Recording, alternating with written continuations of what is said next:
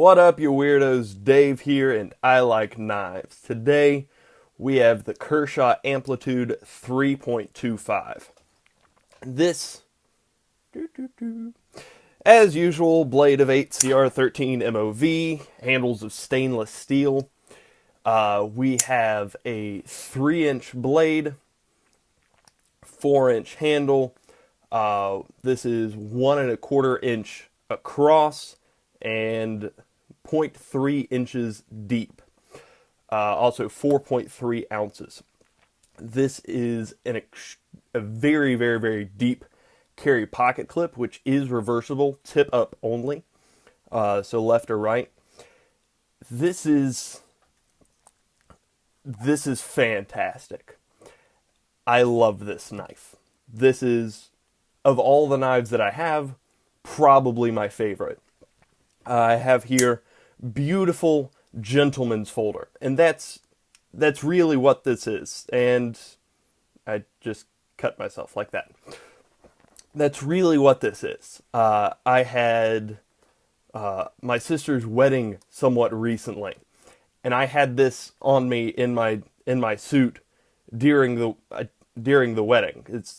It fits so nicely because of the great, very, very delicate, precise tip. That's very thin. I was able to cut strings on the other guy's suits, stuff like that, and help us prepare. And it didn't feel out of place in the least, because, my goodness, look at that blue. My goodness, look at me moving my lighting around so you can see better. There we go. That's gorgeous. Also, royal blue backspacers. Very subtle. Very subtle flipper. A lot of these knives struggle from having kind of what I would call obnoxious flippers where you can feel them in your pocket. This is shaped so and small enough so that you don't even know that's there. That part doesn't even matter. Handle hides the blade very well. Great clip, a little slick. I think this is my only problem with this, is that because of the handle, it can be, because it's just straight untextured stainless steel, it can be a little slick. This is absolutely not any kind of a hard use knife. This is my favorite EDC knife. I would not take this to work to start cutting on insulation and ducts and stuff, because this is a very delicate, precise tip, which makes it great for slicing and cutting string and whatnot. But it's not going to be your hard use knife.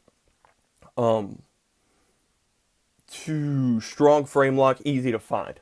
This is a very thick slab of steel holding this blade in place, and I love it. It covers almost the full back of the blade just to make sure that it doesn't move, and it won't, it never will. That's a solid lockup. And my favorite thing, one of my favorite things, my favorite thing in general, whatever, doesn't matter. This, you can even see it right there. That on the back there is the frame lock, because when you make a knife, especially a very slick one, you ought to have the locking mechanism easy to find. This juts out far enough that you don't even have to think about it. You don't have to worry about it. It's right there. Going to be talking about a few knives later today that I have a huge problem with them in this regard. But this knife, dog, that's just beautiful. What else do I have? Rexford design, Todd Rexford, I think. I don't know anything else he does. Everything else he does is probably way on my price point. This is China made. It is not 3.25 inches.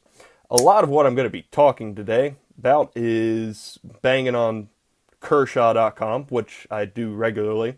This is called the Amplitude 3.25. There's also the Amplitude 2.5, and that is because they are those respective lengths. That's not 3¼ inches. That blade is 3 inches long.